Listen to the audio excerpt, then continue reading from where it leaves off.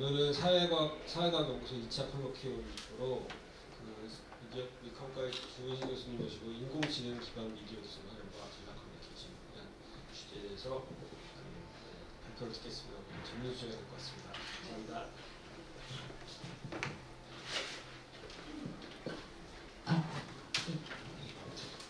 안녕하십니까. 저는 미디어 커뮤니케이션학과 주은신이라고 합니다. 오늘 제가 그 사회과학대학 사회과학연구소 콜로퀴움을 하게 되었는데요. 사실 이제 제가 이제 첫 학기이고 부임한 지 얼마 되지 않은 상태에서 공식적으로 갖는 첫 행사여서 떨리는 마음은 갖고 있으나 일정상 시간이 많지 않아서 준비가 생각보다는 좀 아쉬움이 있다라고 이제 생각은 들었는데, 그래도 여러 교수님들 또 저희 전공 대학원 선생님들, 학부 친구들 와서 들을 것 같아서 최대한 좀 상세하게, 그리고 여러 가지 연구들 소개해 드릴 수 있는, 제가 하고 있는 여러 가지 연구들을 소개해 드릴 수 있는 시간을 만들어 보았습니다. 네. 이제 최근에 잘 알고 계시다시피 빅데이터라든지 인공지능 등 여러 가지 첨단 디지털 미디어 기술들이 이제 나오기 시작했는데요. 이런 기술들 덕분에 사용자들이라든지 사용자들, 소비자들, 이용자들의 이런 미디어 기술을 이용하면서 행동을 하는 그런 행동 패턴들을 읽을 수 있는 데이터들이 굉장히 많이 축적돼 있는 상황입니다. 그렇게 축적돼 있음에도 불구하고 그 행동의 근본적인 태도나 동기가 무엇인지에 대해서 아직까지 명확하게 많이 밝혀지지 않는 부분들도 많고, 연구 주제로서 가치가 있는 분야라고 생각을 하고, 저는 이제 이와 관련해서 이렇게 미디어 안에서 기술을 활용해서 축적된 데이터들의 행동 패턴들의 근본적인 원인을 탐구할 수 있는 여러 가지 요인들에 관심을 갖고 연구를 수행하고 있습니다. 저의 이제 주요 연구 분야에 대해서 말씀을 드리자면, 저는 기본적으로 디지털 미디어 기술, 새로운 미디어 기술에 관심이 많고요. 제가 학문적인 영역으로는 광고 홍보 쪽에서 시작을 했기 때문에 이러한 미디어 기술들이 전략 커뮤니케이션 상황에서 어떻게 전략적으로 소비자들을 설득하고 이용자들의 이용을 끌어내는데 활용될 수 있을지에 대해서 관심을 갖고 연구를 진행하고 있습니다. 먼저 여러 가지 주제에 지금 관심을 갖고 연구를 하고 있는데요. 첫 번째 이제 디지털 헬스케어와 관련된 컨텐츠들에 관심을 갖고 연구를 진행하고 있습니다. 잘 아시다시피 여러 가지 이제 헬스케어 컨텐츠들이라든지 서비스들이 디지털 공간에서 이용되고 있기 때문에, 이런 디지털 헬스케어 서비스들을 기업이 어떻게 활용을 하고 있으며 소비자들은 이것들을 어떻게 받아들이고 있는지에 대해서 관심을 갖고 연구를 수행하고 있습니다. 두 번째 주제는 라이브 커머스인데요. 여러분들 잘 아시다시피 이제 라방이라고도 하죠. 그래서 온라인 공간에서 그 이커머스 기능과 더불어서 이제 라이브 스트리밍이 같이 혼합돼서 이런 그 상품을 판매하고 살 수 있는 그런 플랫폼들이 열리고 있는데, 라이브 커머스와 관련해서 어떻게 소비자들이 반응을 하고 어떤 공간에서 어떤 행동 의도가 이루어지는지 그런 것들을 중점적으로 연구를 또 수행하고 있습니다. 세 번째로는 인공지능이 이제 등장을 하면서, 사실 인공지능은 갑자기 등장한 이야기는 아니지만, 이 인공지능이 상업화되면서 특히 커뮤니케이션적인 영역에서의 활용이 막 이렇게 활발하게 시작된 지는 그렇게 오래되지 않았기 때문에, 이런 인공지능 기반 미디어 기술이 설득을 일으키는 설득 에이전트로서 어떻게 역할을 수행할 수 있으며 앞으로 어떤 효과를 우리가 기대하고 발전 방향을 생각해야 되는지에 대한 연구를 또 수행하고 있습니다. 이 밖에도 로컬 브랜딩이라든지 공공 PR 영역에도 관심을 갖고 연구를 수행하고 있는데요. 주제가 이제 다양하다 보니까 오늘은 첫 번째, 그리고 두 번째, 세 번째 분야와 관련해서 제가 수행했던 연구들, 그리고 앞으로 제가 지금 진행하고 있는 연구들에 대해서 간략하게 조금씩 소개해드리는 시간을 마련해 보았습니다. 첫 번째로 이제 디지털 헬스 컨텐츠에 대한 소비자 인식 연구를 수행하고 있는데요. 최근에 이제 소비자들이 가치가 굉장히 변화하고 있고 윤리적으로 소비하고자 하는 그런 트렌드들이 늘고 있습니다. 그래서 문화예술이라든지 건강 등 이런 친사회적인 컨텐츠에 대한 수요나 뭐 니즈가 증가하고 있고, 이에 따라서 기업들도 공익연계 마케팅이라든지 CSR 활동 같은 것들을 굉장히 많이 진행하고 있습니다. 특히 정신적인 웰빙이라든지 건강 증진에 관련된 관심 증가가 있어서 디지털 헬스케어 시장이 기업의 새로운 비즈니스 모델로서, 비즈니스 분야로서 등장하고 있는 상황입니다. 또 인공지능 기반으로 개인 맞춤화 서비스 제공을 위한 뭐 정보 수집의 범위 확대라든지 이와 관련된 이슈들도 함께 논의되고 있는 상황입니다. 헬스케어 컨텐츠 같은 경우에는 굉장히 민감한 정보들까지도 수집을 하는데, 신체 정보, 질병의 유무, 실시간 위치 정보 등이 기반으로 되어야 최적화된 서비스를 제공할 수 있기 때문에 이것과 관련된 논의들, 윤리적인 이슈들에 대해서는 조금 더 연구가 되어져야 할 필요가 있고, 특히 이제 개인정보 수집과 관련해서 이를 사용자들이 어떻게 인식을 하고 그에 어떻게 반응하느냐에 따른 연구는 아직도 조금 미흡한 상황입니다. 또 인공지능 로봇 등 이런 새로운 미디어 기술의 도입과 관련해서 다양한 사회 계층별 소비자 연구가 많이 부족하다는 것이 현재의 위치입니다. 그래서 저는 지속가능한 관계 구축과 이런 새로운 미디어 기술들의 이용을 위해서 소비자들의 인식과 반응을 면밀히 이해하는 것이 중요하다고 생각하고 관련 분야의 연구를 수행하고 있습니다. 먼저 제가 진행했던 첫 번째 연구는 제가 학위 과정에서 지도 교수님이랑 같이 했던 디지털 헬스케어 관련된 첫 번째 연구인데요. 미국 이용자들을 대상으로 해서 그들이 건강 앱을 평가를 하는데 어떠한 정보 처리 프로세스를 거쳐서 선택을 하고 이용하는지를 방구조와 인터뷰를 통해서, 그리고 오픈코딩 주제분석 기법을 활용을 해서 데이터를 분석을 해보았습니다. 이 논문 같은 경우는 발표는 2019년도에 되었지만 데이터를 수집하고 실행하고 한 거는 2013년도부터 시작을 했기 때문에 굉장히 그 당시만 해도 헬스케어 컨텐츠, 특히 헬스 앱, 건강 앱이 막 나오기 시작을 했고, 뭐 이전에 나온 건강 앱이 있지만 조금 더 기능이 조금 진화된 형태, 그래서 미국 뭐 이렇게 국민들이 조금 진짜 일상생활에서 이용할 수 있는 형태의 그런 헬스 앱들이 조금씩 나오기 시작했기 때문에 그냥 앱이 아니라 건강 앱을 소비를 하고 이용하는 사람들이 어떻게 건강 앱을 평가하고 정보 처리를 거치는지에 대한 연구가 필요한 시점이었습니다. 그래서 이 연구를 수행을 했고요. 분석 결과 이 연구에서는 이제 대체적으로 너무 정보가 과부하된 공간이 이제 어플리케이션이고, 그리고 앱스토어이기 때문에 대체적으로 빠르고 총체적인 단서에 의존하는 경향들이 많았고, 타인의 신뢰도 평가를 차용한다거나 개인 선호도에 따라서 주관적으로 평가하는 성향도 짙었습니다. 그리고 추가적인 단서들이라고 볼 수 있는 뭐 비용이라든지 앱 크기라든지 정렬 순서 이런 것들이 다운로드 의도에는 결정을 미쳤으나 그때만 해도 품질 및 신뢰도에는 큰 영향이 없는 것을 알 수 있었습니다. 그래서 민속이론을 토대로 해서 사람들이 앱을 평가할 때도 이렇게 자기만의 그런 메커니즘을 통해서 자기만의 그런 노하우 이런 것들을 많이 활용하는 것을 알 수 있었고, 이런 것들이 향후 미디어 기술 리터러시를 어떤 식으로 접근을 하고 교육을 해야 되는지에 대한 시사점을 제공했던 첫 연구였습니다.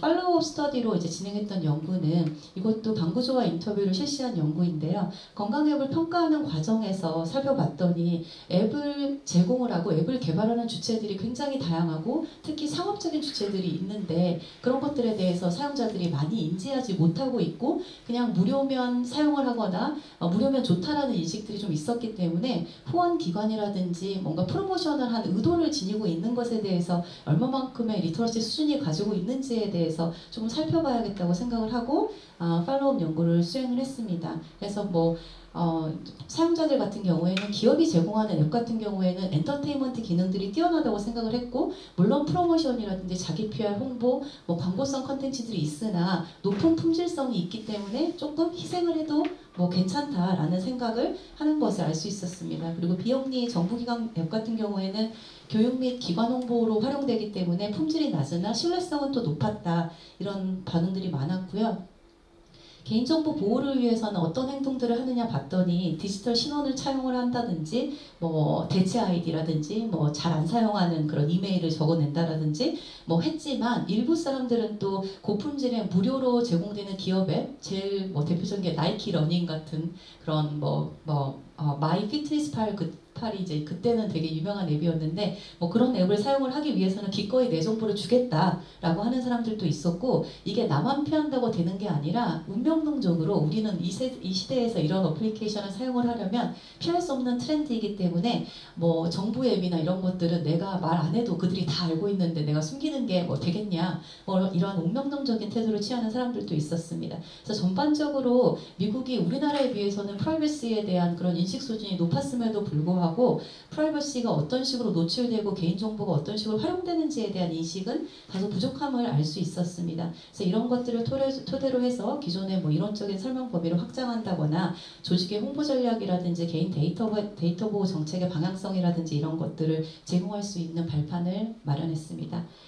다음 관련 연구로는 제가 이제 박사학위 논문으로 진행했던 논문인데요. 기존에 앞서서 그 탐색적 연구를 진행을 했을 때 알 수 있었던 그런 인사이트를 토대로 해서 실험 연구를 진행을 했습니다. 그래서 기업의 후원 정보가 얼마만큼 노출돼야지 사람들이 영향을 받지? 사용자의 정보와 사용자의 개인화 수준은 어느 정도로 제공됐을 때 이게 영향이 있지? 그리고 제어 수준은 주는 게 좋을까 안 주는 게 좋을까? 라는 그런 물음에서 시작된 연구였습니다. 초창기 연구였기 때문에 컨디션이 많이 나눠지진 않았고 3x2, 2x2, 3 이런 식으로 이제 진행이 됐고요. 이 연구에서는 기업 후원 정보가 당연히 가시성이 높을수록 반응은 부정적인 것을 알 수 있었습니다. 그러나 그럼에도 불구하고 건강앱 같은 경우에는 완전 저 기업 앱이 아니기 때문에 어느 정도 이타적인 그런 동기를 기반하고 있다라고 평가했을 때 그런 부정적인 영향은 조금 상쇄되는 것을 알 수 있었습니다.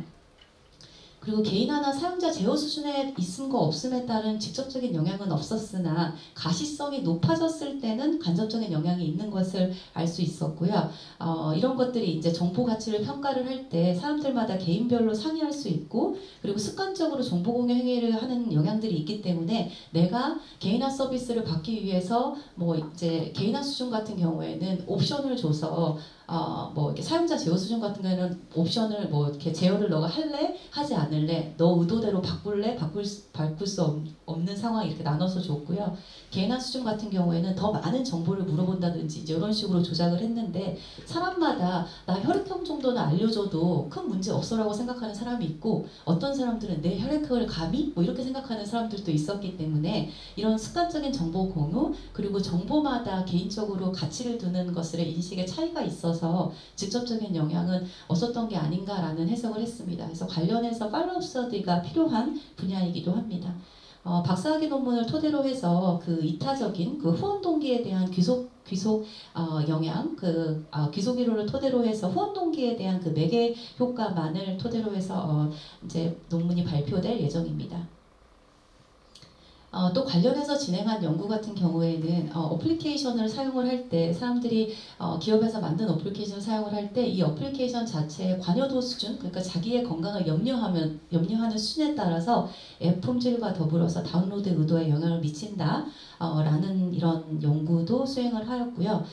지금 뭐 이렇게 그 리뷰를 받고 있는 이제 논문 같은 경우에는 아이 트래킹 기기를 활용을 해서 사람들이 정말 어떤 식으로 정보를 처리를 하는지 시각적인 그런 주의할당을 토대로 해서 정말 기업 정보를 열람을 할까? 개인 프라이버시에 관련된 정책을 사람들이 정말 보나? 아니면 뭐 이렇게 메인 화면에 띄어 있는 그런 로고를 중점적으로 보나 이런 것들을 이제 아이 트래킹 기기를 통해서 또 살펴보기도 했고 이 연구에서 이제 알게 된 거는 브랜드 관련된 정보의 가시성에 부정적인 영향을 미친다고만 알고 있었는데 정보가 너무 과도하게 노출됐을 때는 내가 적어도 알고 있는 브랜드 예를 들면 뭐 나이키나 아디다스가 딱 로고가 등장을 하면 그게 시각적인 상징 효과로서 오히려 긍정적인 그런 단서가 될 수 있다라는 걸 또 알 수 있었습니다. 그래서 특히 초보 이용자, 잘 모르는 사람 이런 어플리케이션에 대한 리터러시가 떨어지는 사람들은 기업에서 특히 대기업에서 제공하는 어플리케이션 같은 경우에는 어느 정도 품질이 보장이 된 거구나 라고 판단할 수 있다는 것을 또 이 연구에서 알 수 있었습니다. 관련해서는 아니지만 헬스케어와 관련해서 이제 진행했던 그런 디지털 헬스케어 관련 진행했던 연구는 잘 알고 계시다시피 이제 저희가 코로나 시기를 겪었지 않습니까? 그래서 팬데믹 시기 동안 굉장히 많은 기업들이 CSR 메시지들을 많이 냈습니다. 그래서 이런 CSR 메시지들을 어떤 결로 특히 이런 국제적인 그리고 전 세계적인 위기 또는 나라적인 위기가 왔을 때 어떤 식으로 CSR 커뮤니케이션을 해야 되는지에 대한 영향력을 또 살펴보기 위해서 CSR 메시지의 유형별, 브랜드 유형별 이런 실험을 또 진행을 하기도 했습니다. CSR은 이제 비전공 분야 교수님들이 또 학생들이 또 계실 수 있기 때문에 말씀을 드리면 기업의 이제 사회공헌 활동을 CSR이라고 주요 부리는데 이런 것들이 기업이 이제 위기관리 커뮤니케이션과 관련해서 이 CSR 활동들이 어떻게 도움이 될 수 있는지에 대한 시사점을 제공을 하고자 이런 연구를 수행했습니다. 이제 마지막으로 이 주제와 관련 소개해드릴 그 연구는 제가 이제 최근에 관심을 갖고 진행하는 연구인데요. 뭐 소셜 로봇이라든지 뭐 이렇게 소비자 로봇이라든지 많은 로봇들이 조금씩 소개되고 있는 트렌드입니다. 그래서 굉장히 많은 인공지능 기반의 그런 소셜 로봇들, 소비자 로봇들이 소개되고 있는데 대표적인 게 이제 일본에서 그 로봇 개발 업체가 개발한 그루브 X라는 가족용 반려 로봇이 있습니다. 그래서 이 로봇을 살펴보면 이 로봇에는 카메라가 달려있고 발이 달려있어서 강아지처럼 돌아다니면서 사용자를 인식합니다. 그래서 사용자를 보고 얘가 우리 집 주인인지 아닌지 그리고 이 친구가 우리 집의 아이인지 아닌지를 이제 볼 수가 있고 정말 반려동물처럼 행동을 하고 눈맞춤도 해주고 인사도 해주고 집 지키기 기능도 있고 뭐 그런 기능들이 있습니다. 그래서 정서적인 차원의 그런 웰빙과 관련해서 이런 반려 로봇들이 보급되고 있는 추세고 또 국내에서는 눈에 띄는 그런 뉴스 중에 하나를 소개를 해드리면 최근에 이제 물론 전남도뿐만 아니라 많은 지자체들이 시행하고 있고 특히 도서상간 지역 그리고 취약계층의 노년층들을 중심으로 해서 많이 보급되고 있는 추세인데 이 노인들의 독거노인들의 건강과 이제 밀착 생활 관리를 위해서 인공지능 기능을 탑재한 반려 로봇들을 지자체에서 보급해 나가고 있는 추세입니다. 그런데 이제 이렇게 보급해 나가고 있는 그런 반려로봇이나 소셜 로봇들이 사실은 단순히 몸의 헬스를 넘어서 몸의 건강 관리를 넘어서 정서적인 웰빙 그리고 이렇게 그 정말 반려동물과 같은 그런 정서적인 유대관계를 형성하는 것이 선행이 되어져야 될 필요성이 있고 그런 것들을 목적으로 보급이 많이 되어 있는데 이것과 관련해서 사회심리학적인 요인들에 대한 탐구는 아직 많이 부족한 상태라 논의가 필요한 상황입니다. 특히 이런 로봇들은 어떨 때는 동물의 얼굴, 어떨 때는 인형의 얼굴, 어떨 때는 어린이의 얼굴, 어떨 때는 정말 로봇 같은 그런 얼굴을 하고 보급화되고 있는 추세입니다. 이런 것들이 이제 의인화 또는 동물화라고 이제 불리우고 관련 개념들에 대한 연구들이 진행되고 있는데 보급만 하면 될 게 아니라 이런 의인화가 주는 의미, 역할, 영향력 또는 동물화 시켰을 때의 영향력 이런 것들이 소통에 있어서 커뮤니케이션 그 기기와의 소통과 커뮤니케이션에 있어서 어떻게 전략적인 역할을 할 수 있는지에 대한 연구는 아직 많이 되고 있지 않습니다. 그래서 관련해서 연구를 수행하고 싶다라는 생각이 있고요. 특히 이제 뭐 그 기존에 저희 분야에서 나왔던 이론 중에 카사 이론이라는 이론이 있는데 이 이론 같은 경우에는 인간이 로봇을 볼 때 컴퓨터를 볼 때 그 인간의 그런 사회적인 특성을 대비시켜서 이해를 하려고 한다라는 그런 것들을 설명하는 이론입니다. 그래서 컴퓨터인데도 얘가 이렇네 라는 것도 의인화를 시켜서 표현하는 것이기 때문에 뭐 인형을 보고 내 친구야 라고 하는 것도 이제 의인화의 그런 베이스에 있는 그런 인간의 특성인데 사람들은 어떤 비인간적인 대상을 보고 인간적인 특성을 부여해서 이해하고 싶다라는 게 본능적으로 있다고 하고 그것들이 특히 컴퓨터에 관련해서 사회적인 존재로서 설명을 하는 게 이제 카사 이론이고 그것과 파생해서 이제 설명할 수 있는 게 일라이자 이론이라는 게 있습니다. 이런 것들은 인공지능을 의인화시켜서 인공지능에서 감정적인 표현을 해주었을 때 얘 챗봇이 나를 이해하고 있구나. 챗봇이 만약에 이제 집에 있는 이제 다 인공지능 지니 뭐 이런 거 시리 이런 거 이용하실 텐데 거기서 오늘 힘드셨겠군요 라고 하면 제가 나를 이해하고 있구나 라고 의존승이 이제 느끼는 것처럼 이런 것들이 이제 일라이자 효과라고 보는데 이것과 더불어서 또 부작용에 대해서 이야기를 하고 있는 게 불쾌한 골짜기 언캐니 밸리로 많이 들어보셨을 겁니다. 그래서 불쾌한 골짜기 이론은 이게 완벽하지 않으면 어느 순간 갔을 때 불쾌감을 일으켜 불편함을 일으켜라는 것들을 이제 로봇공학 학에서 파생된, 그리고 최근에는 이제 미디어 기술과 관련해서 인공지능이나 이런 분야에 관련해서도 많이 논의되고 있는 이론입니다. 근데 이 이론이 그렇다면 뭐가 정답이냐라는 것에 대한 연구는 아직 턱없이 부족하다는 것입니다. 어쨌든 사람처럼 닮으면 사람들이 의인화시키고 감정적인 정서적인 공감대를 형성하고 좋다고 하는데, 의인화가 너무 되면 또 불편해? 너무 많이 되면 괜찮아? 이런 것들이 아직 이론적으로만 어느 방향성을 제시하고 있지 검증된 것들은 많지 않기 때문에, 특히 사회적으로 소비자들이 그리고 소셜리하게 도입되고 있는 그런 로봇들에 대한 영향력과 역할은 검증이 많이 부족한 상황입니다. 그래서 일상생활에서 도입되고 있는 이 소셜 로봇이라든지 소비자 로봇의 의인화의 표현이 정말 최적의 수준이 무엇인지를 찾는 작업이 필요하다고 생각을 하고, 의인화된 로봇이 사회적 연결감을 제공을 하지만 또 기술에 대한 혼란이라든지 감정적인 불편함을 초래할 수 있기 때문에 그것들의 간극이라든지 최적선 또는 최상의 컨디션이 무엇인지는 계속해서 연구를 통해서 밝혀나가는 수밖에 없다라고 생각을 합니다. 특히 노년층 같은 경우에는 일반적으로 기술에 친화적이지 않고, 그리고 로봇 같은 것을 이용하는데 한계가 있기 때문에 어떤 식으로 커뮤니케이션을 해야 더 쉽게 잘 부작용 없이 이용할 수 있는지에 대한 연구가 필요한 상황입니다.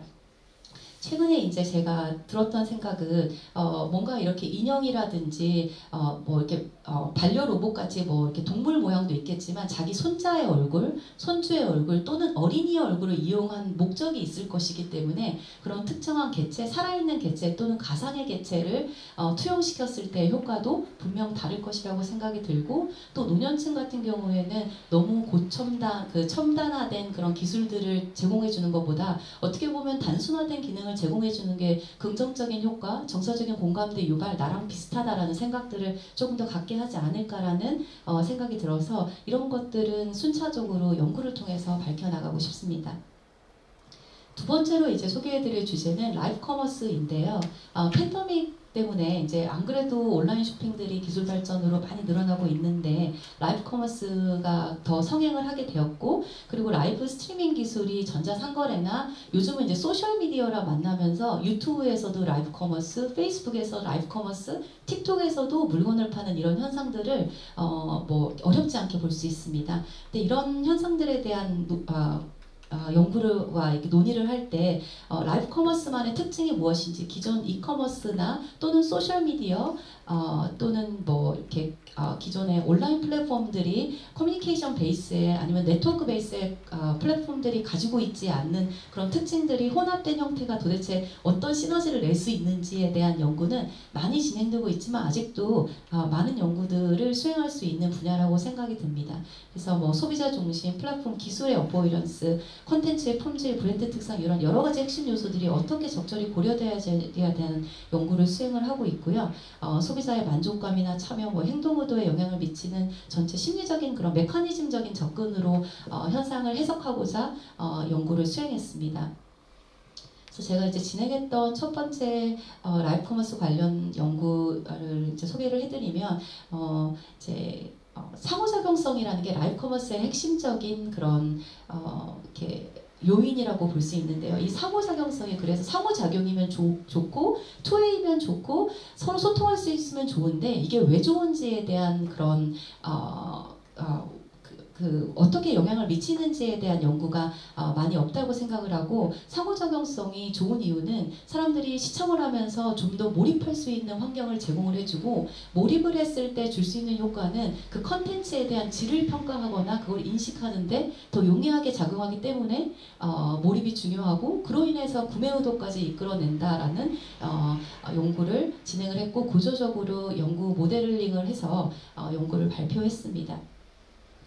그리고 두 번째로 이제 말씀드릴 라이브 커머스 관련 연구 같은 경우에는 아까 말씀드렸다시피 라이브 커머스를 도입하는 그리고 활용하고 있는 플랫폼들이 굉장히 다양하고, 지금 알고 계시는 포털 기반의 라이브 커머스, 네이버에서 하고 있는 라이브 커머스, 그리고 뭐 유튜브에서 하고 있는 라이브 커머스, 또 인스타그램에서 하고 있는 라이브 커머스가 각각의 소비자들이 또는 이용자들이 그 플랫폼에서 그러한 커머스적인 컨텐츠를 시청을 할 때는 목적성이나 그 플랫폼에 대한 기대가 다 다르게 작용합니다. 작용한다라고 생각이 들었습니다. 그래서 아마존을 가서 물건을 구입하는 사람과 인스타그램에서 물건을 구입하는 사람은 분명히 그 플랫폼에 대한 다른 의도와 인식을 가지고 있고, 그러한 그런 플랫폼에 대한 그런 인식과 작업에 대한 이해가 그들의 행동에도 다르게 나타날 수 있을 거라는 생각이 들었습니다. 그래서 요즘은 많은 그런 상거래 활동들 그리고 퍼포먼스들을 참여 중심적, 인게이지먼트 중심적으로 많이 살펴보기도 하는데, 그 인게이지먼트를 기대를 할 때 플랫폼의 색깔을 이해를 하고 인게이지먼트를 생각을 해야 된다라는 그런 아이디어를 기반을 해서 이런 연구를 수행을 했는데요. 이 연구에서는 이제 미국 소비자들을 대상으로 데이터를 수집을 했는데, 아마존이랑 유튜브랑 페이스북이 다 라이브 커머스 관련된 그런 컨텐츠들을 방송을 하고 있는데, 아마존에서 그 컨텐츠를 보는 사람들은 상대적으로 쇼핑과 관련된 플랫폼에 대한 인식이 있기 때문에 쇼핑에 적합하다고 생각을 하나, 우리가 흔히 얘기하는 인플루언서를 활용한 마케팅이라든지 그런 거에는 적합하지 않다라는 것을 알 수 있었습니다. 왜냐하면 인플루언서를 보려면, 그리고 인플루언서랑 관련된 그런 컨텐츠들을 시청하기에는 유튜브나 페이스북이 더 적합했기 때문에 작업의 적합성적인 측면에서 그게 인플루언서가 소셜리하게 커뮤니케이션 하는 대상이기 때문에 그 플랫폼, 기반하는 플랫폼도 소셜의 특징이 더 있을 때 사람들이 더 사회적으로 더 이렇게 소비자들이 참여를 하고 그게 구매 의도에 영향을 미친다는 것을 알 수 있었습니다. 그 다음에 이제 진행했던 연구 같은 경우에는 상호작용성이 핵심 그런 요인으로서 굉장히 중요한, 라이브 커머스의 중요한 요인이긴 하는데, 이 상호작용성이 발현하고 영향을 미치면서 사람들이 느끼는 그 실제감의 대상이 되게 다양하다는 것을 인식을 하고, 보통은 기존에 이제 사회적 실제감이라고 하는 건 그냥 스트리머와의 사회적 실제감, 그러니까 판매자와의 사회적 실제감, 아니면 다른 이용자와의 사회적 실제감, 이런 식으로밖에 이제 보통 사회적 실제감을 보지 않았는데, 이 연구를 통해서 사회적 실제감을 느끼는 대상이나 존재도 굉장히 다양할 수 있고, 특히 라이브 커머스 같이 상호작용성이 뛰어나고, 그리고 굉장히 많은 객체들, 그리고 미디어 기술이 결합된 형태의 그런 커머스 활동들은 이 대상들이 다양하기 때문에 시청자, 판매자, 플랫폼, 그리고 원격적으로 느끼는 현장감까지도 사회적 실제감을 유발할 수 있다고 보고 모델링을 해서 연구를 결과를 살펴보았습니다. 또 이제 라이브 커머스의 그런 IT적인 그런 어포던스, 행동 유도성이라는 특징이 있는데, 어떻게 IT 어포던스가 구성이 됐을 때 상호작용이 일어나고 몰입이 일어났는지 그 이전 단계의 그런 IT적인 특징들에 대해서도 모델링을 해서 검증을 해보는 연구를 수행했습니다. 이제 라이브 커머스 관련해서 이제 마지막으로 소개해드릴 연구 같은 경우에는 이제 최근까지도 제가 진행하고 있는 체계적 문헌 검토 시스테메릭 리뷰를 한 이제 페이퍼인데요. 라이브 커머스 연구가 국내에서도 많이 진행되고 있지만 사실 해외에서는 엄청나게 많이 진행되고 있고, 특히 중국 같은 경우에 이제 라이브 커머스가 먼저 이렇게 도입이 됐고, 뭐 와몽이라든지 플랫폼이라든지 이런 것들도 굉장히 다양하기 때문에 중국 연구자들도 굉장히 많은 연구들을 수행을 하고 있습니다. 근데 이제 워낙 산업이 다변하고 많은 주체가 참여를 하고 플랫폼들도, 도입되는 플랫폼들의 색깔들도 굉장히 다양하기 때문에 이런 것들을 맥락적으로, 그리고 관련해서 이렇게 이론적인 측면에서 또는 기술적인 측면에서 살펴볼 수 있는, 해석해 줄 수 있는 체계적인 문헌 검토가 필요하다고 생각을 하고 세계적인 문헌 검토 연구를 수행하고 있습니다. 그래서 이제 이런 식으로 지금 보면 스트리머가 가지고 있는 특징은 뭐다, 그리고 소비자가 가지고 있는 특징은 어떤 특징들을 주요 변수로 활용을 했다, 기술적인 특징들은 이런 기술적인 특징들을 주요 변수로 활용을 했고, 컨텐츠적인 특징들, 브랜드 특징들은 이런 것들을 주요하게 보더라. 그래서 뭐 어떤 식의 인터랙션들이 있고, 이런 인터랙션들이 구매 의도라든지 지속적인 시청 의도에 어떤 영향을 미친다라는 것까지 이제 시사점을 줄 수 있게 지금 이제 데이터 컬렉션을 마치고 코딩을 마치고 그리고 라이팅을 하고 있는 상황입니다. 마지막으로 소개해드릴 주제는 이제 전략 커뮤니케이션 상황에서 AI 기술들이 어떻게 다양하게 사용되고 있는지를 조금 더 세밀하게 살펴보고, 그것들을 광고 홍보 분야에서 도입해서 시사점을 줄 수 있는 연구 주제나 관련 그런 이렇게 뭐 정책 방향이나 그런 것들에 도움이 줄 수 있는 연구들을 수행하고자 합니다. 그래서 AI와 알고리즘 등의 고도화된 이제 미디어 기술의 발전으로 굉장히 다양한 시나리오들을 우리 일상생활에서 기업이나 기관들이 예측하고 대응하는 것이 가능해졌지만, 그리고 사용자들한테 특정 행동을 유도하는 것이 가능해졌지만, 인간도 AI와 상호작용을 하면서 반응을 예측, 비교, 관찰하고 정보를 맥락적으로 처리한다라는 상황들이 있기 때문에 아직도 우리가 이해하지 못한, 그리고 데이터만을 가지고는 이해할 수 없는 그런 영역들이 있다고 생각을 합니다. 그래서 광고 홍보, 마케팅, 전략 커뮤니케이션 맥락에서 설득력을 강화하는 AI의 역할과 영향이 무엇인지를 조금 더 탐구할 가치가 있다고 생각하고 관련 분야의 연구들을 수행하고 있습니다. 특히 이제 AI 기반 설득을 일으키는 에이전트들에 관심이 많은데, 가상 인플루언서나 챗봇 어시스턴트나 음성 스피커들, 앞서 얘기했던 이제 뭐 소셜 로봇들도 같은 맥락에서 얘기해 볼 수 있겠지만, 제가 이제 이 주제를 뒤에 이렇게 배치하고 따로 본 거는 설득 에이전트로서의 역할로서의 AI의 기능을 조금 더 세밀하게 보고 싶어서 주제를 분류해서 소개해 드리게 되었습니다. 첫 번째로 이제 제가 AI와 관련해서 구체적으로 데이터를 수집하고 연구 주제를 발굴하기 이전에 프로그래메틱 애드버타이징이라고 해서 알고리즘 베이스로 해서 디지털 광고를 집행을 하고 그 디지털 광고의 효율성이나 효과를 이제 보는 것들이 최근 몇 년 사이에 굉장히 이제 익숙하게 이제 도입이 되고 있는데, 그 프로그래메틱 광고라고 하면 보통 보면 일관성이 높거나 뭐 적합하다고 생각하거나 그런 광고들을 계속 이렇게 푸시를 해주고 밀어주는 형태입니다. 그런데 이제 사람이 판단을 했을 때, 그러니까 어떤 소비자들이 또는 이용자들이 어떤 콘텐츠를 봤을 때 일관성 있는 메시지, 일관성 있는 광고, 예를 들면 뭐 이렇게 뭐 여행 사이트에 들어갔는데 여행 관련된 콘텐츠만 광고로 쫙쫙쫙 붙는데, 가끔 나의 건강과 관련된 콘텐츠가 나왔을 때 오히려 주목도는 건강과 관련된 맥락에서 떨어지는 광고가 주목도나 기억력은 더 높아질 수 있기 때문에, 이런 기대성이나 적절성, 관련성 이런 것들이 어떻게 소비자들한테 그런 광고들에 노출됐을 때, 맥락 광고에 노출됐을 때 영향을 미칠 수 있는지를 초창기 연구로 살펴본 연구입니다. 그래서 광고의 맥락과 관련성이 있음 없음, 그리고 광고의 맥락과 관련성이 있는 광고의 비율을 20% 또는 80%로 조절을 해보고, 주제에 따라서 맥락 광고가 더 영향을 미치는, 뭐 여행이다, 음식이다, 모바일 어플리케이션이다, 이렇게 주제에 따라서 영향이 달라지는지 이런 것들도 살펴보는 연구를 수행을 했습니다. 그래서 광고를 인식시키는 데는 관련성이 없는 광고 브랜드가 인식에는 더 효과가 있다. 그러니까 소비자들이 기억은 더 관련성이 없는 광고가 나타났을 때 더 오랫동안 기억한다는 것을 알 수 있었고, 그러나 관련성이 있는 광고에 대해서 광고 태도나 의도의 표현은 더 긍정적이라는 것을 알 수 있었습니다. 그래서 우리가 AI 기반 플랫폼에서 다양한 수준의 의미적 일치성을 식별하고 관리하는 것이 이래서 필요하고, 커뮤니케이션의 목표에 따라서 맥락에 떨어지는 광고여도 효율성은 높게 쳐줄 수 있다는 것을 처음으로 알게 된 연구였습니다.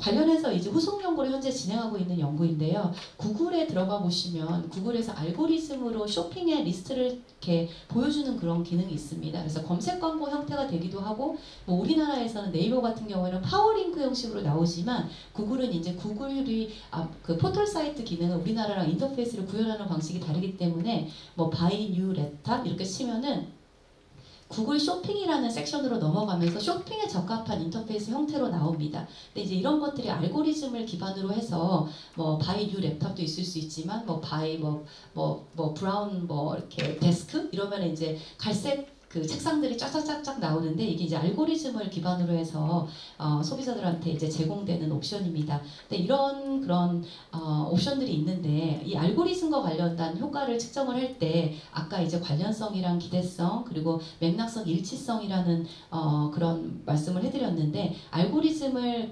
통해서 검색 광고를 이용을 하다 보면 어떨 때는 굉장히 그 알고리즘 내가 검색한 게 아닌데, 나랑 관련이 있는 게 아닌데 기업의 알고리즘을 통해서 적합하다고 생각하는 것들을 푸시를 해줄 상황들이 많습니다. 그래서 전혀 상이한 건 아니지만, 뭐 랩탑을 찾는데 음식을 파는 건 아니지만 랩탑과 관련된 뭐 이어팟을 판다거나 아니면 헤드셋이 나온다거나 이런 것들은 전략적으로 푸시를 많이 해주는데, 이게 어느 정도 일치성이나 맥락성에 떨어졌을 때, 예를 들면 이렇게 보면은 뭐 이렇게 그레이 체어를 검색을 했는데 블랙 체어랑 브라운 체어가 떴을 때 어떻게 반응을 할지, 검색 광고의 알고리즘의 일치 불일치, 메시지의 반복 노출이라든지 노출 빈도가 기업이나 태도 형성에는 또 어떤 의도에 영향을 미칠지, 그래서 퍼센테이지로 100% 그레이 체어만 나타났을 때, 75% 그레이 체어 플러스 블랙 체어, 브라운 체어 나타났을 때, 그래서 조금씩 그 실험 연구를 통해서 알고리즘의 일치 불일치 수준을 조금씩 조작을 해가면서 굉장히 이렇게 뭔가 이렇게 별거 아닌 것들을 조작을 해가면서 이제 메시지 반복과 노출 빈도가 주는 영향을 살펴보려고 현재 이제 디자인을 하고 실험에 들어가려고 하고 있는 상태입니다. 그래서 이런 것들이 이제 AI 기술을 활용한 광고 전략 차원에서 최적화 서비스와 그리고 사용자의 예측 처리 과정을 이해하는데 중요한 시사점을 제공한다고 생각을 하고 연구를 수행하고 있습니다. 관련한 연구로는 이제 앞선 연구에서는 주제적 일치성, 의미적 일치성에 주목을 했다면 오프라인 상황에서의 감각적 상황 단서들이 불일치를 유발할 수도 있다는 것을 알게 되었습니다. 그래서 우리가 일상생활 생각을 했을 때 내가 만약에 뭐 의자가 필요하고 내가 만약에 책상이 필요하고 내가 옷을 사고 싶은 상황이어서 그런 광고들을 검색할 수도 있지만 온라인으로 검색을 할 때 온라인 상황에 들어가 있다는 전제 조건에서만 연구가 되지 그 소비자들을 둘러싸고 있는 오프라인 상황에 대한 이해는 많이 부족한 상황입니다.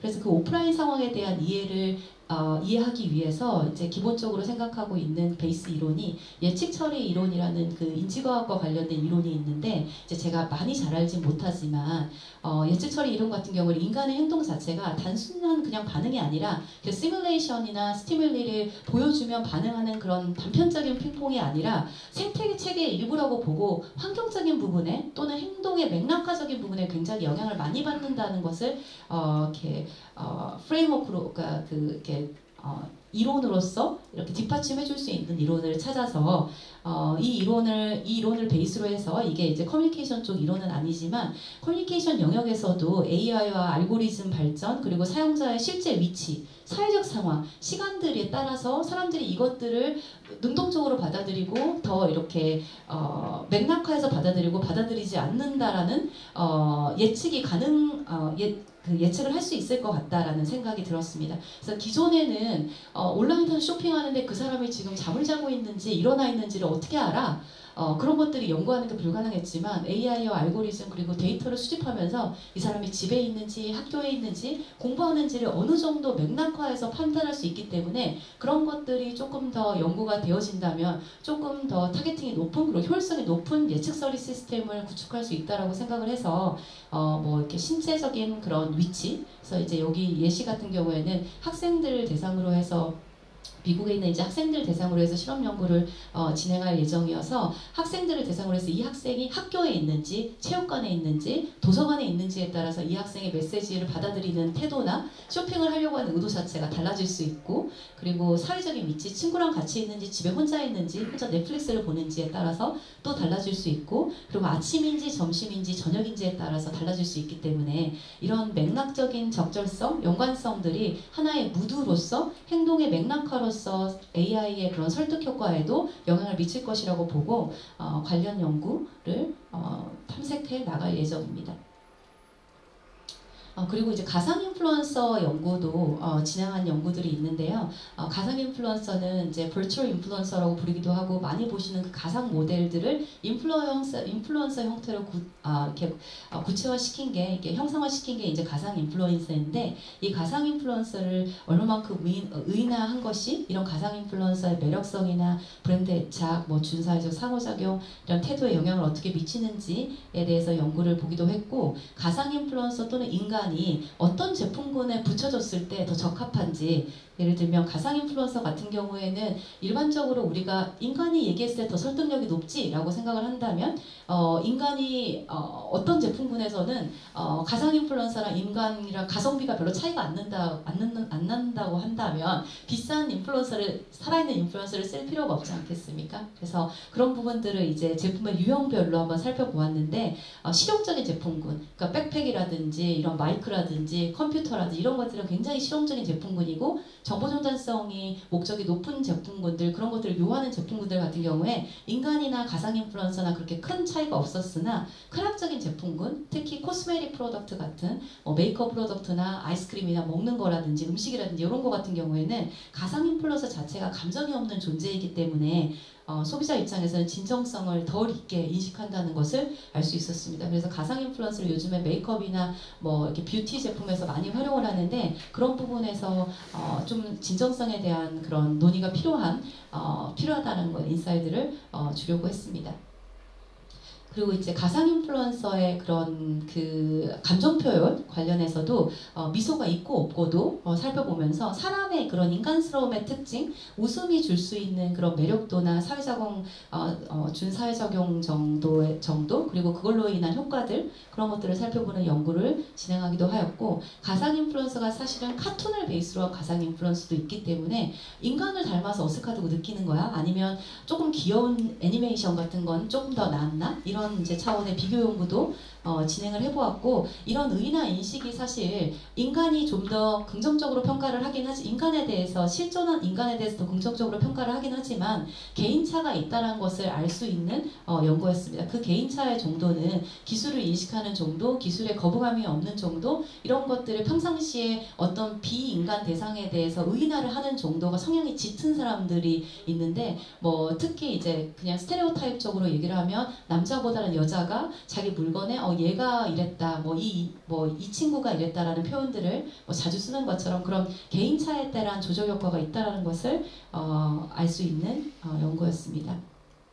이제 마지막으로 가상 인플루언서에서 지금 현재 진행 중인 연구에 대해서 소개를 해드리자면 아까 이제 불쾌한 골짜기 이론에 대해서 말씀을 드리면서 불쾌한 골짜기 이론이 어느 정도의 인간스러운 그러나 너무 인간스러우면 불쾌감을 유발을 한다고 하는데 저기 이제 쭉 들어간 부분이 이제 불쾌한 골짜기 이론에서 이야기하고 있는 그 불쾌감, 불편감을 표현하는 이렇게 그 공간입니다. 근데 이제 이게 옆에 보시면 어피니티라고 그래서 불편함이 아니라 친밀감이라는 단어로 사실 불쾌한 골짜기 이론을 설명을 하고 있고 기존의 불쾌한 골짜기 이론이라든지 이런 이론을 활용을 해서 연구를 진행한 가상 인플루언서 연구나 로봇 이론 같은 경우에는 불편감, 불쾌감, 그리고 뭐 섬뜩함 이런 식으로 한국식 표현 또는 이렇게 그 외국에서도 비슷하게 이제 사용이 되긴 하지만 이런 식의 용어를 통해서 로봇이나 소셜 로봇이나 가상 인플루언서의 그런 평가를 영향을 미치는 요인들을 살펴보았는데 사실은 이 불쾌한 골짜기 이론에서 보시면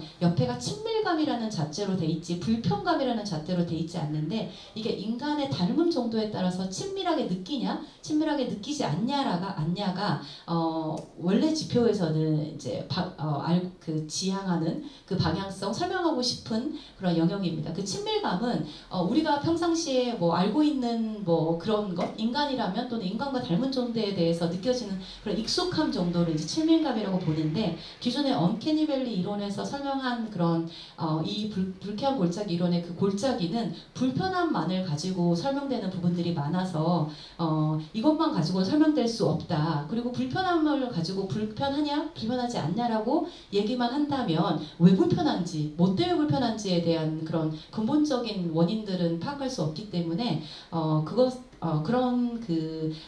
이론적인 리서치 갭을 이렇게 있다고 생각을 하고 실제로 가상인간이 이전에는 쉽게 조작을 하거나 그런 것들이 매우 어려웠으나 AI나 이제 뭐 인공지능이나 이런 많은 그런 그리고 연구자들도 예전에는 사실 이제 이전 가상 인플루언서 연구를 할 때는 디자이너를 고용해서 디자이너한테 가상인간처럼 만들어줘 해서 뭐 100만 원씩도 주고 뭐 이런 식으로 해서 스티뮬러를 디벨롭을 했다면 지금은 플랫폼에 들어가서 트라이얼로 조금만 이렇게 해보면 물론 이제 기술을 익히는 데는 시간이 걸리나 조금 더 손쉽고 연구자가 할 수 있는 영향이 많아졌기 때문에 이제 저렴하게 그래서 가상인간이 조작이 가능하다는 것을 포인트로 맞추고 조작을 어떻게 했을 때 이 친밀감이 높아지지? 친밀감이 낮아지지? 그래서 불편함을 느끼는 원인 기자가 뭐지? 그게 인간적인 특성 중에 무엇인지에 대해서 찾아보고자 연구를 수행하고 있습니다. 그래서 굉장히 많은 외적, 내적 요소들이 있기 때문에 이 부분도 실험 연구를 통해서 구체적인 논의가 필요한데 지금 이제 소개해드릴 연구 지금 스티뮬러를 하나 보여드리면 이제 이 지금 연구 같은 경우에는 4개의 요인을 보고 머리 길이나 그 다음에 스킨톤 그리고 메이크업 유무, 스마일 유무들을 통해서 2x2x2x2 해서 18개 컨디션으로 가상 인플루언서를 만들었습니다. 그래서 이 가상 인플루언서를 만들어서 이 가상 광고 모델이라고 이제 이제 참여자들은 소개를 해주고 어떠한 인간스러움의 특징, 어떠한 인간이 가지고 있는 특징이 또는 뭐 이렇게 신뢰감이나 호감도에 영향을 미치는지를 살펴보았습니다. 이제 이 연구에서는 머리 길이라든지 스킨톤 같은 경우에는 유의미한 영향이 없었지만 메이크업이나 스마일이 유의미한 영향이 있다라는 것을 이제 알 수 있었는데요. 이 결과를 해석을 해보자면 스킨톤이나 헤어 길이 같은 경우에는 인간스러움이거나 나의 정체성 또는 표현을 더 드러내는 그런 성격의 특성이라고 보기가 어렵지만 상대적으로 메이크업과 스마일 같은 경우에는 메이크업은 자기 표현의 수단으로 많이 활용을 하고 있고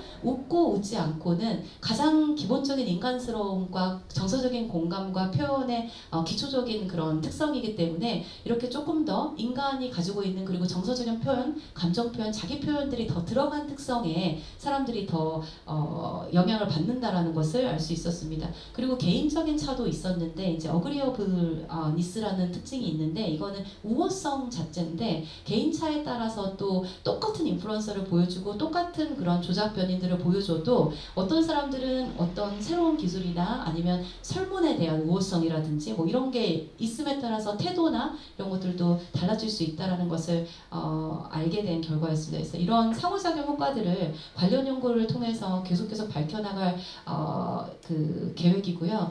불편함이라든지 언캐니라든지 스케일로 그냥 일관적으로 쓰는 그 단계에서 더 앞으로 나가가서 원인 분자가 뭐냐, 뭐 때문에 그런 거냐, 어떤 식으로 조작을 했을 때 그런 거냐라는 걸 좀 더 밝혀내면 실무적으로 이런 기술들을 활용해서 광고 모델이라든지 이런 것들의 비용을 최소화시키면서 진행을 할 때도 조금 더 이렇게 전략적으로 좀 줄 수 있는 합의가 있지 않을까라는 차원에서 연구를 수행하고 있습니다. 요거는 이제 이렇게 AI를 활용해서 인플루언서를 만들면 이렇게 움직이고 말하고 있는 인플루언서를 이제 만들 수도 있고요. 이렇게 웃는 인플루언서를 동영상을 통해서 이렇게 만들 수도 있고, 그리고 이거는 이제 초창기 이렇게 인플루언서를 통해서 가상 인플루언서 AI로 만들 때 어떤 식으로 이제 변화를 주는지, 변화가 기존 모델 같은 경우에는 살아있는 모델 같은 경우는 변화를 줄 수 있는 제한이 있기 때문에 모델을 바꾼다든지 모델을 뭐 아니면 뭐 여러 명 둔다라든지 뭐 그런 차원으로 접근을 했다면 가상 인플루언서는 그런 부분에서 자유롭기 때문에 어떤 식으로 조작을 하는지를 그리고 그런 각각의 특성 요인들이 주는 효과를 탐구할 만한 가치가 있다고 생각을 하고 그런 부분들을 지속해서 이어나갈 생각입니다. 들어주셔서 감사합니다. 네. 질문 있으시면 해주십시오.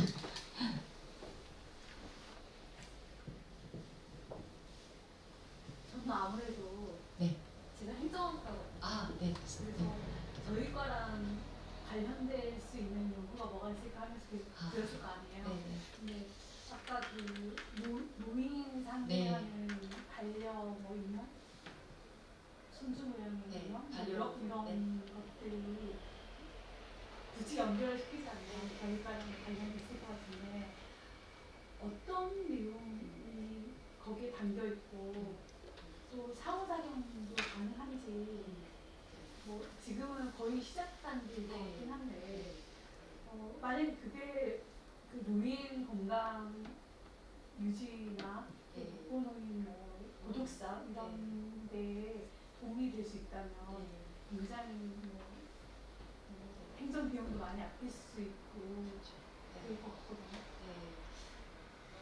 사실 너무 무궁무진해가지고 저도 어떤 식으로 발전을 시켜 나가봐야지 좋을까라는 생각들을 이제 계속 끊임없이 이런 주제를 생각을 할 때 고민을 하고 있는데 우선은 기존에 이제 저희 분야 같은 경우는 컴퓨터와 소통을 하는 컴퓨터 미디에이티드 커뮤니케이션이라는 분야가 있습니다. 그래서 컴퓨터와 소통했을 때 그것도 소통이고 상호작용이기 때문에 기본적으로 그런 분야가 있는데 이게 이제 이전에는 인공지능도 사실 디지털 이런 인터페이스 안에서 구현되는 것이기 때문에 3차원이 아니잖아요. 예, 근데 이제 로봇이 상용화되면서 만질 수 있고 정말 내가 원할 때 적합한 답변을 받을 수 있고 그런 것들은 기존에 해왔던 또 연구 분야랑 연구와보다는 조금 더 나아간 그런 연구들이 필요할 것 같아서 기존의 이론이라든지 그런 것들을 기반으로 하되 기존의 이론이라든지 연구에서는 설명되지 않았던 것들을 얘기해주고 싶다라는 게 우선 있고요.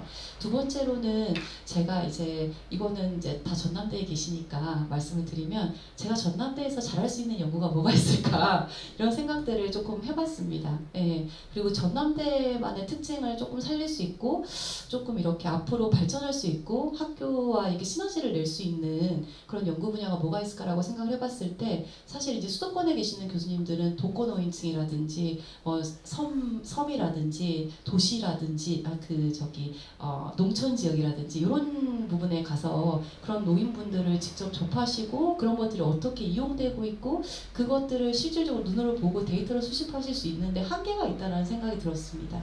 근데 이제 저희는 위치상 그런 분들 전남도에 계시는 그런 분들 그리고 이제 지자체에서 그런 것들의 보도자료도 많이 내고 있고 그래서 우선은 어떻게 받아들이고 계시는지 그냥 재미 정도로 받아들이고 계시는지 아니면 이걸 통해서 정말 위로를 얻으시는지 그 기본적인 그런 탐색적인 연구부터 시작을 하려고 하고요.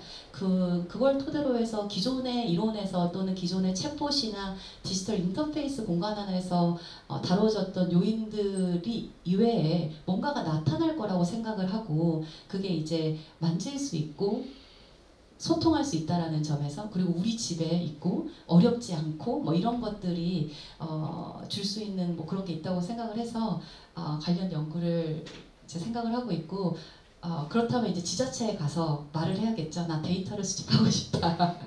예, 그리고 지금 이제 KT나 이런 데랑 협업을 해서 예산을 받아서 집행을 하고 계시는 것 같더라고요. 근데 대전에도 하고 충남에도 하니까 우리도 하자. 뭐 이런 느낌으로 하고 계시는 것 같고 뭐 효과가 있는지 없는지 그런 것들은 전혀 미지의 세계인데 물론 이제 데이터를 수집하는 그 KT는 데이터를 가지고 계시겠지만 노인분들이 어떻게 느끼는지에 대한 거는 아무도 모르는 거잖아요. 사실 그래서 그것들을 조금 해보고 싶고 교수님이 또 행정학 분야시니까 같이 이렇게 협업해서 인사이드를 주실 수 있을 것 같아서 네. 문헌정보학과 네, 교수님. 박주현입니다. 네. 우선은 재미있는 연구를 하시는 것 같아서 즐겁게 학술 활동을 하고 계신다 이런 생각이 들었고요. 저희 같은 경우도 사실 이제 기존에 이제 도서관과 관련해서 사실 최근에 이제 AI가 도입되고 있고 AI 로봇 같은 것들이 나와서 AI가 그 눈이 있어서 스마일 이렇게 하거나 거기 가서 책 읽어준 걸 대화 이렇게 얘기해주면 그런 게 도입이 됐는데 그런 근거가 어떤 표정을 짓는 그런 근거가 무엇일까 그랬더니 이제 교수님의 연구 같은 것이 통해서 이제 진행됐구나 이런 생각을 했고요. 도서관에도 사실 이제 강아지라든지 이런 애완 견을 키우는 도서관들이 생겼어요, 사실. 근데 그게 로봇으로 대체됐을 때 그런 효과들이 어떤 게 있을까 그런 부분에 대해서 이제 관심 있게 봤고요. 또 하나는 메이크업을 했을 때랑 그 다음에 미소라든지 이런 부분에 어떤 것이 효과가 있을까라고 했을 때 우리 뭐 AI를 떠나가지고 저 같은 경우는 그 근무하시는 분들이 이제 서비스를 하는 그런 분들이 어떻게 이용자랑 친화적으로 다가갈 수 있을까 그런 연구가 필요했는데 이제 마케팅을 하셔서 그런지 그런 연구가 좀 더 정밀하게 잘 되고 있는 것 같아서 저도 향후에는 도서관에서 어떻게 하면 사람들을 꼬실 수 있을까 이런 연구에 적용할 수 있겠다 뭐 이런 생각을 해봤습니다. 예. 감사합니다. 잘 들었습니다. 감사합니다. 연구 결과 궁금한데요. AI 브라우저 같은 경우에 메이크업 유무나 미소 유무 같은 경우에 인간의 메이크업 유무, 인간의 미소 유무에 비해서 효과가 더 크다는 걸까요? 아니면 그런 비교가 있는 걸까요? 아니요, 이제 지금 제가 보여드린 그 메이크업 연구 같은 경우 인간이랑 비교를 하진 않았고요. 제가 사실 그 인플루언서 연구가 그렇게 오래된 연구가 아니기 때문에 특히 가상 인플루언서 연구가 기존 연구들을 보면 인간인지 아닌지 또는 인간이 있고 이제 제 연구 같은 경우는 그 인간의 얼굴을 가지고 가상화를 시켜서 또는 뭐 카투나이즈를 시켜서 이렇게 비교를 했고 이 메이크업 연구 같은 경우는 인간보다 더 효과적이다 효과적이지 않다라는 것을 밝혀주기보다는 아까 이제 말씀드렸던 그 언캐니 밸리에 관련해서 불편함이 있다고 하는데 그래서 가상 인플루언서가 불편하다고 하는데 왜 불편한지 뭐 때문에 불편한지 어떤 인간적인 특징들이 더해졌을 때 더 호감을 느끼는지를 조금 더 알고 싶어서 이런 특징들이 더 이렇게 덧붙여져서 이렇게 좀 실험 조작으로 해서 만들어 봤던 연구입니다. 그래서 실제 인간과 비교했을 때 메이크업을 실제 인간이 했냐 안 했냐 뭐 그것까지는 아직까지는 조금 어렵고요. 사실 메이크업도 메이크업 스타일에 따라서 또 영향이 또 있을 수 있잖아요. 이게 이제 청초한 메이크업을 했냐, 청초하지 않은 메이크업을 했냐 그런 것까지 이제 얘기를 해버리면 또 너무 또 가기 때문에 하나씩 관련해서 이렇게 풀고 싶었던 얘기. 그리고 뭐 지금은 이제 메이크업과 스마일로 했지만 그것 이외에도 감정을 드러낼 수 있는 이렇게 뭐 인류학이나 뭐 이런 쪽에 이제 그런 쪽에서 베이스로 한 그런 요인들 뭐 이렇게 어떤 것들이 인간의 고유성이다라는 그런 것들을 이제 다른 분야에서도 얘기를 하고 있는데 그런 것들을 접목시켜서 지금은 뭐 메이크업과 웃음이지만 다음에는 뭐 다른 형태가 될 수 있고 그것들을 이제 하나씩 검증을 해보고 나중에는 조금 더 여유가 된다면 더 혼합해서 이제 한번 해보고 상호작용이 있는지도 살펴보고 그런 식으로 하다 보면 인사이트를 얻을 수 있는 시점이 오지 않을까 싶습니다. 네, 해주세요. 네. 그냥 저는 인지심리학을 전공해서 그냥 그쪽에서 좀 생각을 했는데 일단 가상 인플루언서라는 사전 맥락을 알고 있으면 그것 자체로 인간 대비 주의를 확 끄는 역할을 할 수 있을 것 같아서 그런 맥락상의 차이가 연구에 영향을 미칠 수 있을 것 같다는 일단 생각이 들었고요. 그리고 동일한 맥락에서 일단 받아들이는 입장에서 AI 인플루언서를 실제로 정보를 전달하는 입장이 아니라 오히려 방해 자극으로 받아들일 수 있다는 생각이 들었습니다. 그래서 정보 전달의 의미가 굉장히 중요한 제품일 경우에는 주의가 오히려 디스트랙티드 되지 않을까? 혹시나 대해서 그것도 사실 교수님 말씀해 주셨던 것처럼 그러니까 다 일반화시켜서 얘기할 수 있는 거 한계가 있는 것 같습니다. 그래서 사실 방금처럼 이렇게 말씀을 해주셨던 게 이제 그런 분야 그런 연구들도 있는데 사람이 예를 들면 기계가 더 정확하냐 인간이 더 정확하냐 이제 거기서부터 또 관련해서 얘기를 해볼 수 있을 것 같은데 어떤 정보는 기계가 얘기해 줬을 때 좀 더 뭐 데이터를 통해서 통계를 하는 수치를 내야 되는 정보 같은 경우에는 기계가 베이스로 해서 뭔가 정보를 전달해 줬을 때 조금 더 신뢰감이 있다고 평가를 하고 뭔가 이렇게 판단이나 비판적인 그런 접근이 필요한 정보 같은 경우에는 인간을 조금 더 이제 신뢰한다라는 그런 연구들도 있고 아까 이제 교수님 그 앞에 말씀하셨던 것처럼 가상인지 아닌지 자체가 영향을 미칠 수 있지 않냐라고 이제 말씀을 해주셨는데 요거 데이터를 수집을 할 때 실제 인간인 것 같냐 가상인 것 같냐 헷갈리냐 이제 이런 질문들도 다 이제 넣었거든요. 근데 이제 그런 것까지 같이 또 말씀을 드리면 너무 복잡해질 것 같아가지고 이제 조작을 이렇게 했고. 기본적으로 이 연구에 시작한 게 이제 시발점이 왜 불편함이 유발되지? 사람들이 가상인간인 거를 캐치를 하는데 이제 기술이 너무 발전해서 헷갈려하는 상황들이 많은데 인간이라고 생각을 하면 인간처럼 인식을 하고 가상인간이라고 생각하면 가상인간처럼 인식을 하는데 어떤 시점에 뭐 때문에 가상인간이라고 인식을 하며 그것 때문에 나타나는 신뢰감이나 호감도의 부작용은 뭐지? 이제 이런 것까지도 살펴본 경우들이 있고 지금 살펴봤었고 그리고 데이터를 이제 살펴봤을 때 가상인간이라고 생각을 하면서 평가를 하는 것보다 혼란스럽다라고 평가를 하면서 인간인지 가상인간인지 모르는데 모르겠어 그런 상황인데 평가를 하는 사람들의 그 평가가 더 부정적이었습니다. 그래서 오히려 아까 이제 불쾌한 골짜기 이론에서 말씀을 이제 들었다시피 이게 완벽해지지 않을 거면 어설프게 헷갈려 하는 거면 더 불편하다는 거거든요. 그 이론 자체가. 그래서 가상인간이라고 차라리 딱 느껴버리면 인간보다는 덜 호감이 있지만 그래도 뭐 오케이. 근데 혼란스럽다라고 하면 뭔가 그 원인 분자는 어떤지에 대한 연구는 또 해야겠지만 나를 혼란스럽게 한다, 정보가 신뢰감 있는 정보일까, 뭔가 헷갈린다, 그런 부분에 있어서 느껴지는 미묘한 나쁜 감정이 있을 거라고 생각이 듭니다. 그래서 그것들은 또 나중에 후속 연구로 기회가 되면 또 말씀드리도록 하겠습니다. 네. 네. 시간 짧게 하고 싶습니다. 네. 미디어 커뮤니케이션 학과 박사 수료생 양승준입니다.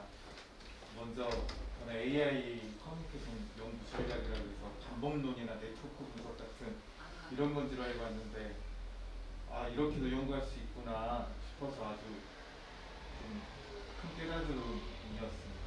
그런데 좀 거시적인 측면에서 교수님의 연구 경향이나 그런 주제에 대한 경향을 살펴보면 AI나 가상 인플루언서를 하나의 인격 미디어가 아닌 하나의 인격 혹은 퍼스널로 놓고 혹은 그에 가깝게 하는 과정에 대한 연구인 것 같은데, 거시적으로 보면 우리는 앞으로 AI, 저는 이제 터미네이터처럼 AI가 급속도로 발전하면 어떻게 하지? 그런 걱정을 하는 주류인데, 그런 성향인데, 향후 저희가 커뮤니케이션 연구에 있어서 AI 혹은 가상 인플루언서 이런 부분도 좀 모호해질 것 같긴 하지만 매체로 봐야 할지 인격체로 받아들여야 함을 전제로 연구해야 할지 의견을 여쭙고 싶습니다. 너무 거시적이셔서 조금 이제 제 연구 방향에 대해서 말씀을 드리면, 저는 AI 자체 로봇에 대해서 연구를 하거나 그 로봇의 기능이나 뭐 품질에 대해서 연구를 하는 게 아니라 어떤 로봇이든 어떤 것이든 그게 인간과의 소통을 했을 때, 커뮤니케이션을 했을 때 인간이 또는 소비자 또는 이용자가 어떻게 느끼는지를 연구하는 사람입니다.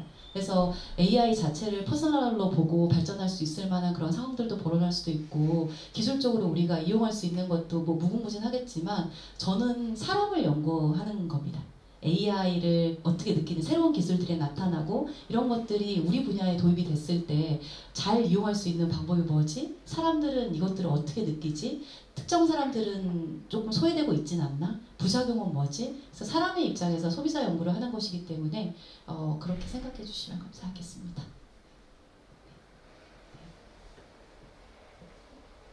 질문이 없으시면 여기서 마치도록 하겠습니다. 고생하셨습니다. 네.